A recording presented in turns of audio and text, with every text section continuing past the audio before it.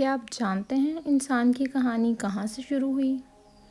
جنت کی نعمتوں سے زمین کے امتحان تک کا سفر، اس کا آغاز کیسے ہوا؟ زمین سے پہلے، درد سے پہلے، کوشش سے پہلے ایک جنت تھی۔ اللہ تعالیٰ نے فرشتوں سے فرمایا کہ آدم ایک انسان، پہلا انسان حضرت آدم علیہ السلام، میں اس کو پیدا کر رہا ہوں۔ اللہ تعالیٰ نے اپنی قدرت سے انہیں پیدا کیا، ان میں روح پھونکی، حضرت آدم علیہ السلام زندہ ہوئے اور انسانیت کا آغاز ہوا۔ انہیں ہر چیز کا علم دیا گیا۔ پھر فرشتوں کو حکم دیا گیا کہ آدم علیہ السلام کو سجدہ کریں۔ سب نے سجدہ کیا، مگر ابلیس نے انکار کر دیا۔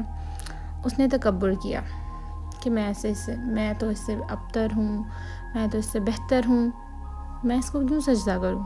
اور یوں ایک دشمنی کا آغاز ہوا۔ حضرت آدم علیہ السلام جنت میں تھے، مگر تنہا۔ تو اللہ تعالیٰ نے ان کے لیے ان کی پسلی سے حضرت حوا علیہ السلام کو پیدا فرمایا تاکہ سکون اور محبت کا رشتہ قائم ہو۔ اللہ تعالیٰ نے فرمایا تم دونوں جنت میں رہو اور جہاں سے چاہو کھاؤ، لیکن اس خاص درخت کے قریب مت جانا۔ ہر طرف سکون تھا، ہر طرف رحمت ہی رحمت۔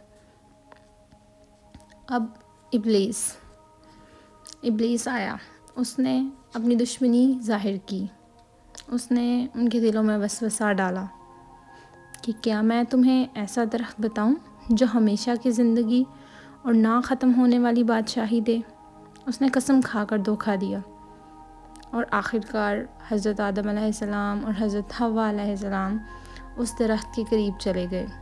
جیسے ہی انہوں نے اس درخت کا پھل کھایا، انہیں اپنی غلطی کا احساس ہوا۔ انہوں نے فوراً توبہ کر لی کہ اے ہمارے رب، ہم نے اپنی جانوں پر ظلم کیا، اگر تو نے ہمیں معاف نہ فرمایا اور ہم پر رحم نہ فرمایا تو ہم یقیناً نقصان اٹھانے والوں میں سے ہو جائیں گے۔ اللہ تعالیٰ نے ان کی توبہ قبول فرما لی، لیکن اب امتحان کا سفر زمین پر شروع ہونا تھا۔ انہیں جنت سے زمین پر بھیج دیا گیا، مگر ساتھ ہی ہدایت کا وعدہ بھی دے دیا گیا۔ جب میری طرف سے ہدایت آئے گی، جو اس کی پیروی کرے گا وہ نہ خوف زدہ ہوگا اور نہ ہی غمگین۔ اور یہیں سے انسانی زندگی کا آغاز ہوا، محبت، آزمائش اور پھر اللہ کی رحمت۔ حضرت آدم علیہ السلام اور حضرت حوا کا قصہ ہمیں سکھاتا ہے کہ غلطی انسان سے ہوتی ہے اور تکبر شیطان کا راستہ ہے، مگر سچی توبہ اللہ کو سب سے زیادہ پسند ہے۔ ہم اپنے بڑے سے بڑے گناہ پر بھی اگر توبہ کر لیں تو اللہ بے شک قبول فرمانے والا ہے، اور اللہ کی رحمت ہر گناہ سے بڑی ہے۔